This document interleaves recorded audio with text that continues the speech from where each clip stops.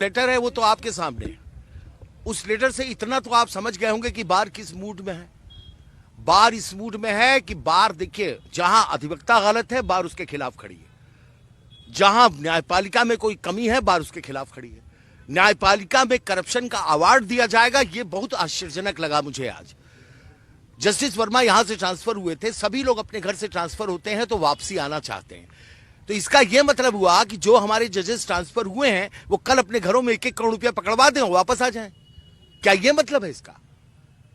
Supreme court के collegium के इस निर्णय का हम विरोध करते हैं। जस्टिस यशवंत वर्मा का इलाहाबाद में भेजा जाना कतई बर्दाश्त से बाहर है।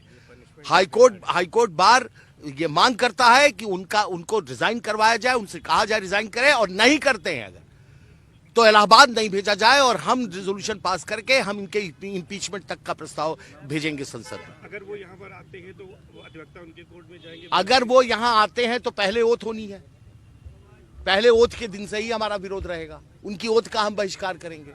और अगर उन्होंने ओथ ले भी लिया, क्योंकि भाई बंद कमरे में भी ओथ हो सकती है, बंद कमरे में भी ओथ हो सकती है, इन परिस्थितियों में उनकी अदालत में काम नहीं होगा। जो आज आपने रेजोल्यूशन पास किया है उसमें कई जगह लिखा है कि इलाहाबाद हाईकोर्ट कूड़ेदान नहीं है, क्या मतलब है सर इसका?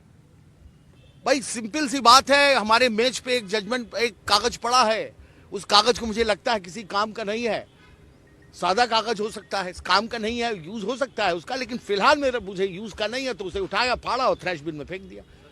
तो क्या जस्टिस यशवंत वर्मा को वहां के लायक, दिल्ली हाईकोर्ट के लायक नहीं थे इसलिए कूड़ेदान में फेंका जाए? इलाहाबाद हाईकोर्ट के लायक है? क्या इलाहाबाद हाईकोर्ट कूड़ेदान है?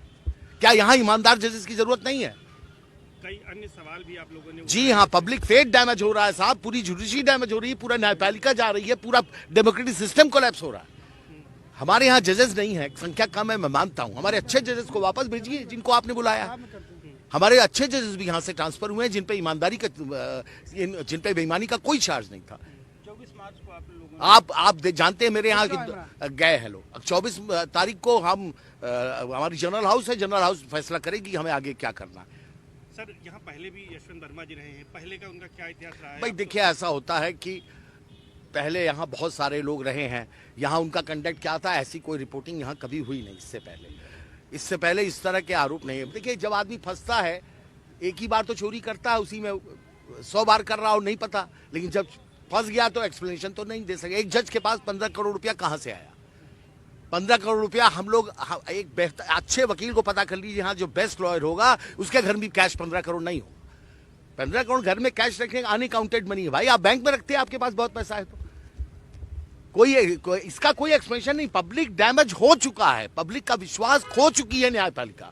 अब इस डैमेज को रिकवर नहीं कर सकते ये जस्टिस वर्मा का कोई एक्सप्लेनेशन इस डैमेज को रिकवर नहीं कर सकता। क्या मांग है आपने? मांग ये है, ही शुड रिजाइन, इस्तीफा दें तुरंत।